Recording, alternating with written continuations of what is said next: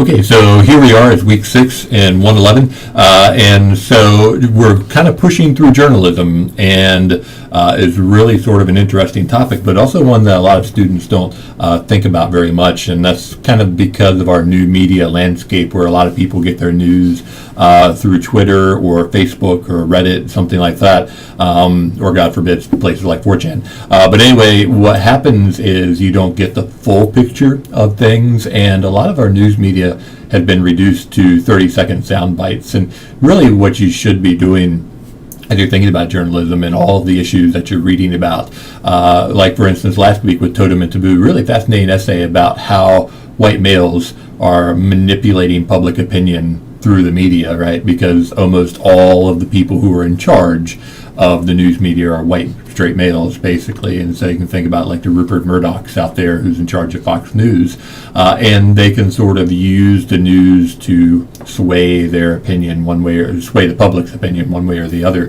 And so there's a whole bunch of different things that are out there for you to consider. But one thing I encourage you to do, to get back to my main point, was to listen to NPR, PBS, BBC, and compare how they treat a particular story to what you see on like NBC Nightly News or something like that. And NBC Nightly News may cover a story, like their top story is usually 3, 4, 5 minutes at most. But then when you go over to the BBC, if it's a really in-depth story, a lot of times they'll spend 10, 15 minutes on it talking with people and not yelling at one another like they do on a lot of the cable American channels, but just kind of talking through an issue, trying to understand it, give people appropriate background and that sort of thing. And also things that are international in focus we rarely see in the American news. Instead, what happens is we focus strictly almost on American domestic issues, and the rest of the world we don't really pay all that much attention to. And so we've got pretty nasty civil wars going on in places like Syria, and we don't really hear all that much about it. You have to go to the BBC or the Canadian Broadcasting Corporation to really get into what's going on, why it's happening, all of that stuff. And so the U.S. and its media outlook also is very insulated a lot of times. And so as you read these, you'll notice that on the discussion board I'm asking you to cite one of the essays, and that usually means one of the essays that we've read for this week. And that's just me kind of checking up, making sure that you're not only reading it, but comprehending the material and thinking it through a little bit. And then also keep in mind next week, it's both a content week and a rough draft week, okay? So it's a little crowded, but that's just kind of because we held our first paper back for a little while. And so next week you're going to be posting a video of the sources that you found by Wednesday, and then also uploading your rough draft on Wednesday, and then responding to 2 other people's rough drafts. And so I'll spell that out a little bit more for next week, but just kind of keep that in the back of your mind as well, that your research should be overlapping with what you're trying to be doing.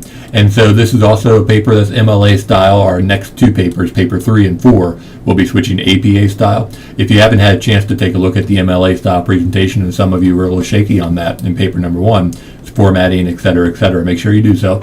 If you haven't had a chance to take a look at the exemplification assignment or the exemplification presentation, make sure you do so. I got the sense reading some papers from the first cycle that people just kind of skimmed through the assignment and wrote what they felt the paper should be like, and they ended up writing the wrong paper. And so if you're not sure, you have to, that's why all this material is out there. Okay, I didn't create it for my own enjoyment. And so if there's a presentation about a paper, you probably would be well advised to view it, take notes, think about how you'll approach your paper, and then follow the instructions that I lay out for you.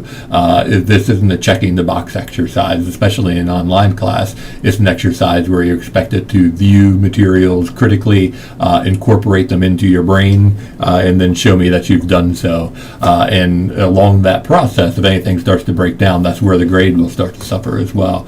And so again, if you hadn't had the opportunity to review the exemplification assignment or the exemplification presentation, you should be doing it this week and making sure that you know what you need to do for your assignment. Of course, if you have any questions, feel free to ask. You can email me or stop by anytime.